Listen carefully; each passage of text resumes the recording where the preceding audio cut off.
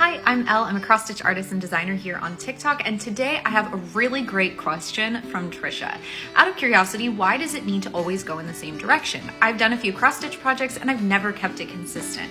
So one of the reasons I think this is such a great question is because I keep saying there is no right way to cross stitch. There are so many different ways to do it, and as long as you end up with a finished piece that you like, your piece is perfect, and that doesn't need any further explanation.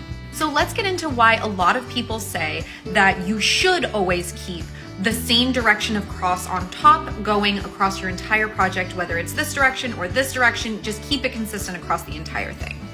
The reason for this is basically very subtle, but when you look closely at a piece, or if you have a piece like the ones I do back here where the lighting is coming from a particular angle down onto the piece, when you get closer to these pieces, you can see that there's very subtle shadows and lighting directed at it because these lights are pretty much overhead. Now from this distance, you can't tell whether I stitched all of these in the same direction or not across a single piece. But I will say I did do all of these consistently across the same, and then also the same across all of the separate pieces.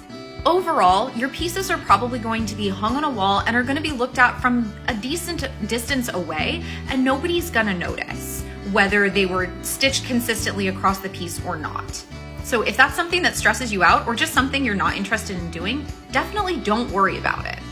Now there is one caveat, one time that I will say you absolutely should make sure your stitches are done the exact same direction and with the same consistency and tension and all of that stuff. And that's if you're entering into some type of embroidery or cross stitch competition, because those judges will be looking at your piece close up, and that's one of the things they're gonna be looking for. But if you're not entering into a competition of any kind, don't worry about it.